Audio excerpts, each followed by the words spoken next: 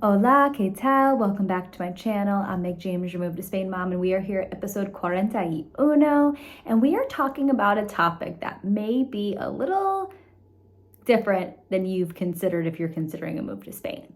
So let's talk about some of the topics that people love talking about when they're on the phone with me being coached on moving to Spain. They want to talk about location. They can see themselves in the city of Madrid or by the Mediterranean Sea in the Costa del Sol. They want to talk about schools and what are the best American or British or local Spanish schools for their child. They see themselves like Emily in Paris in this beautiful apartment in Spain. They're seeing themselves in a Fiat car that they buy. They're imagining their life carrying a baguette. That's really French, but European lifestyle in Spain. But they're forgetting some really important long-term things. So today, I'm going to talk about deathly things like wills, estates, and inheritances.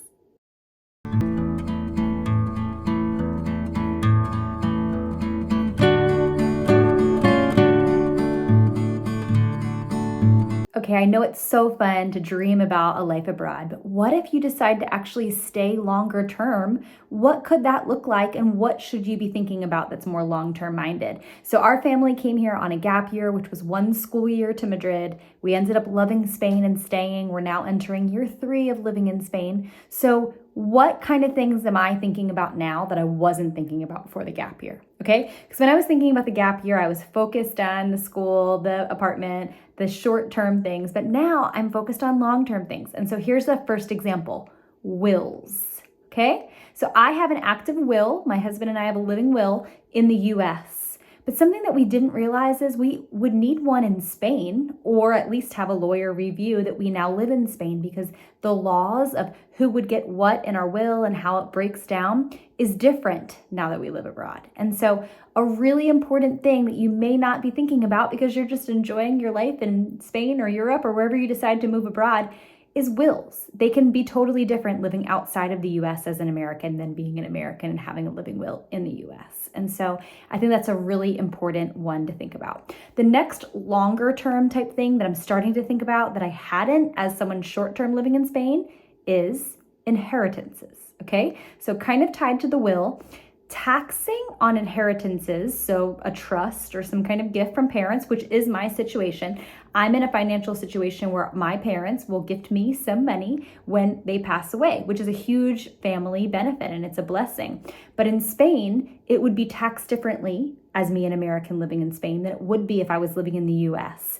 This is, at the moment for me, something I lose sleep over because I want to make sure that the best way I can preserve finances for my family is done. And I want to make smart decisions with long-term finances. And so this is an example of a time that I think if you're going to change the trajectory and you're no longer short-term living in Spain, you may need to talk to someone like SJB Global is who I use, and I'll link it here. They are a long-term financial planning firm here in Spain, and they can walk through what that could look like for you, right? And help you with the taxes or the implications of what that could be. From what I've heard, it is very, very different in Spain than the US, and it's not something you want to play with, especially if it's a larger sum of money, which typically a trust or an inheritance is. And so that's a second topic that is maybe not popular or you don't think about, but you definitely want to talk to someone about if you live in Spain longer term. Okay, the next one is university plans. Now, I raised our boys in the beginning, my husband and I, in Florida. And it's very common in Florida that families opt for that prepaid plan. You know what I'm talking about, like the plan where you pay up front into some kind of prepaid account. Every year you contribute, and it helps your child go to a university in Florida. Well, I'm glad we never got that because we clearly aren't sure whether our kids will go to university in the US at all, let alone Florida. And so if you have something like a prepaid account, you're going to have to consult with SJB Global and your professional back in the US to see what this could look like to move it to something or do something with it that would be different if your child chooses to go to a European university. Just to give you a quick story, we have 2 boys who love sports. They love college sports. They love professional sports. But it's funny, now that we've lived in Spain so long and I have a middle schooler, he's already kind of whispering in our ear the interest in going to European university. And man, from a debt perspective, wouldn't that be lovely? Because it's so much cheaper than it is in the US. But I think a lot about, okay, well, what college plan do I have for him and what are the implications? And would I need to make a move? Would I be taxed on that move? That's a third topic of something you may want to think about if you're living longer term in Spain or considering it. Okay, and a fourth one that you may not have thought of and we hadn't actually thought of is a 401k. So my family story is my husband left corporate America after 15 years, and he did have a 401k that we were contributing to and that the company was matching. And that was the benefit that we got rid of when we chose to leave corporate America and to now be consultants. So he's a consultant, US consultant working here in Spain on his own. But we never did anything with that 401k. We just kind of left it in there and said, oh, we'll do something with it one day. Well, now that we have SJB Global on our team, the financial planner here in Spain, they have helped us see, oh my gosh, if we had moved it sooner, we would have been accumulating money in an IRA that we could have started here.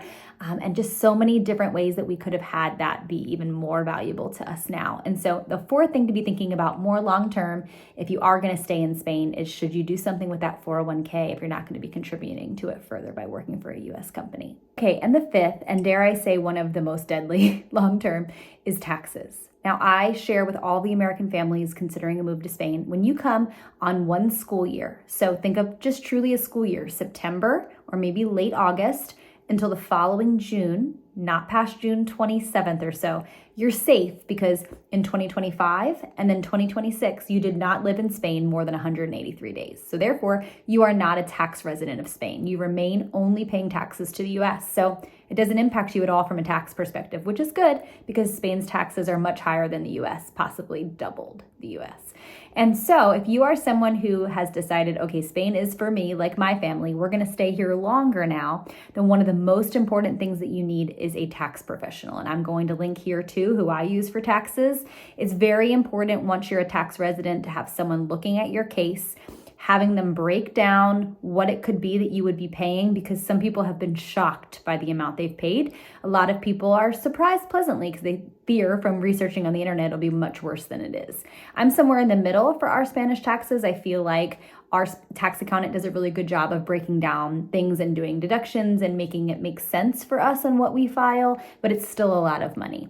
And so if you are going to stay and be a tax resident for the next year, the most important deadly thing that you could run into is taxes. You have to plan now for it. We live off of half of my husband's consulting salary and put the other half away for any surprise tax bills we get.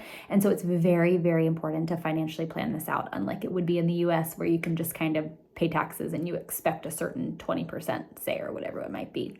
And so those are 5 of the things that are maybe not as sexy to talk about moving to Spain. I know it's not as fun as, talking about things to do in downtown Madrid or some of these beautiful apartments that you can live in, but it's so important to have a plan for these things because honestly, these end up being some of the ways or reasons that people decide to leave Spain because they didn't financially plan for them. And so I'd love to know in the comments if you are someone who would like a connection to a financial planner for Spain. I'd be happy to do that, or a tax person. I'm happy to do that as well. If you've had a really good go with any of these things and you've had someone work through them with you, then you're ahead of the game. If you're someone who is considering longer term in Spain and need to start all these things, don't worry. The financial planner can get you started on all of them. But for now, I'm going to sign off. I hope that you're feeling good about your move to Spain. If you're not, let's connect. I can be your coach to get your family a visa and learn more about the steps that you need to take. So I have my link for coaching calls here, or you can email me at any time. But for now, hasta luego, hasta pronto. Ciao.